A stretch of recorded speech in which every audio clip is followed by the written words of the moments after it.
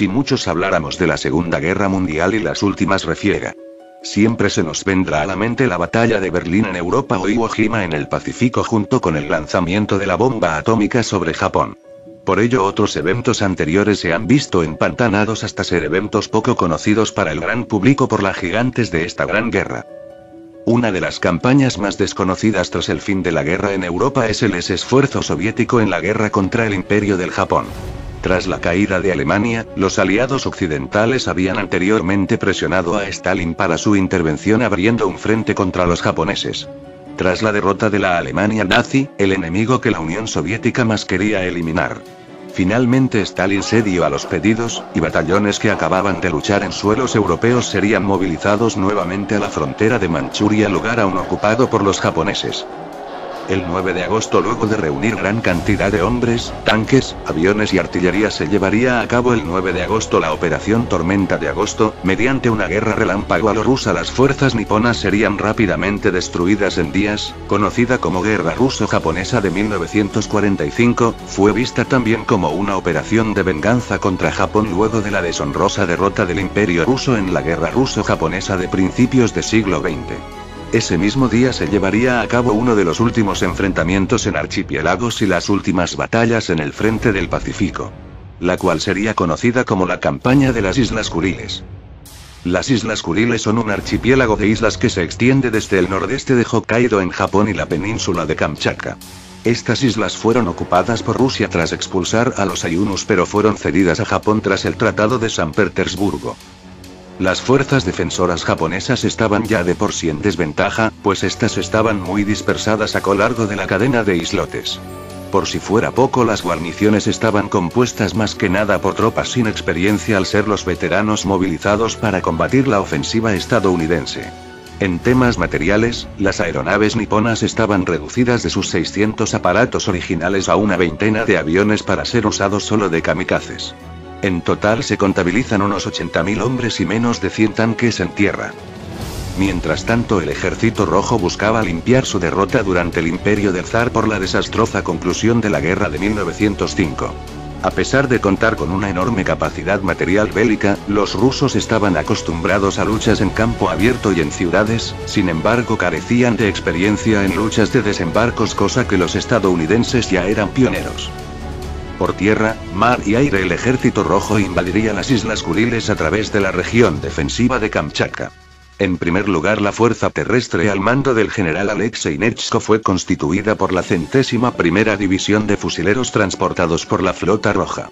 En total, junto a buques, los efectivos rusos se componían de unos 15.000 hombres junto a tanques y material. Entre ellos se encontraba una compañía de protección química por temor que los japoneses emplearan armas biológicas de la Unidad 731.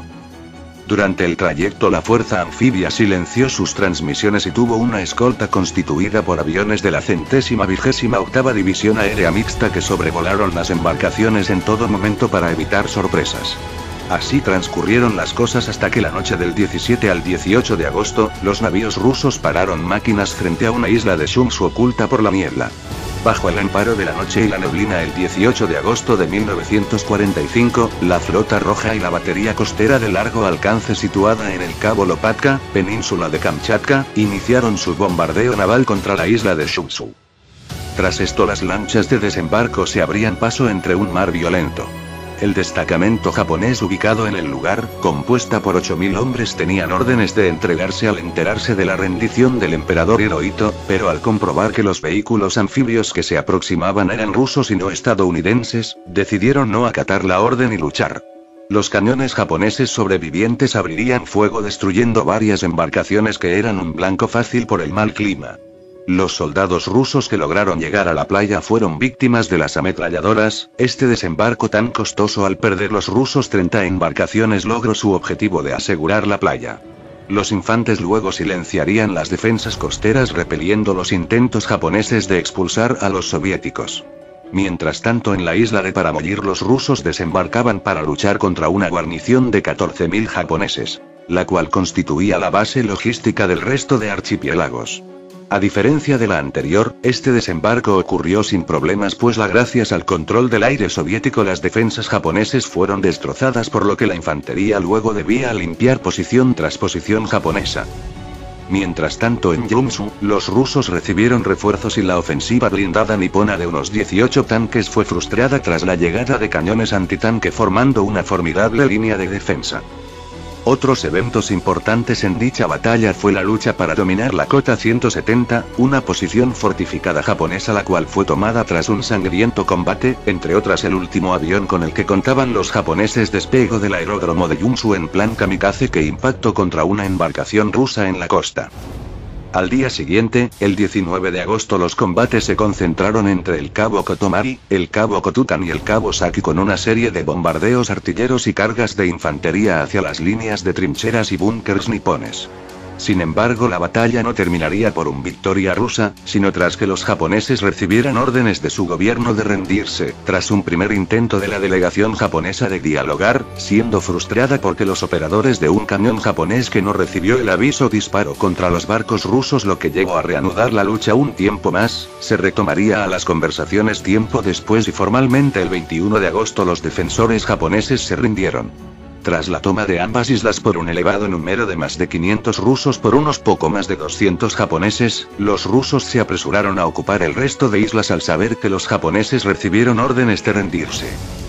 A las 12 horas del 12 de agosto de 1945 la isla de Onekotan se rindió ante el Ejército Rojo, el día 26 lo hizo la isla de Matau y el 28 se entregaron los 13.500 japoneses de la isla de Etorofu después de que los soviéticos desembarcasen a 1.600 infantes de marina sobre los escasos 228 metros de la bahía de Rubetsu. Al día siguiente, el 29, los rusos ocuparon la isla de Urup. Mientras que el 31 de agosto, tropas soviéticas tomaron la isla de Kunashiri tras un desembarco anfibio en la bahía de Furezu. Oficialmente el 2 de septiembre de 1945 concluyó la invasión de las Islas Kuriles después de que el Ejército Rojo desembarcase y ocupase la isla de Suishio, la isla de Yuri, la isla de Akiuri, la isla de Taraku, la isla de Shibetsu y la isla de Arakura. Durante esa histórica jornada también cayó la isla de Leser, el territorio más próximo al Japón metropolitano en Hokkaido. Exactamente el mismo día en que concluyó la campaña de las Islas Kuriles, 2 de septiembre de 1945, finalizó la Segunda Guerra Mundial tras 6 años y 2 días de lucha. La Unión Soviética, vencedora junto a los aliados en la Guerra del Pacífico, obtuvo como recompensa las Islas Kuriles que anexionó a su territorio. No obstante y a pesar de su victoria, encajó unas bajas en muertos y heridos bastante más elevadas que los japoneses debido al desconocimiento soviético sobre el tipo de guerra que se combatía en el Pacífico. La Unión Soviética sufrió unas 2.000 bajas entre muertos y heridos. Japón encajó 51.440 bajas entre 1.018 muertos y heridos y 50.422 prisioneros. Las Islas Kuriles constituyeron la última gran campaña militar de las que se habían venido fraguando en el frente del Pacífico y también una de las más sangrientas como las batallas de Guadalcanal, Tarawa, Iwo Jima u Okinawa. Así pues y sin ninguna duda, las Islas Kuriles representaron los tiros de gracia que pusieron fin a una Segunda Guerra Mundial que a ese momento había dejado más de 80 millones de muertos.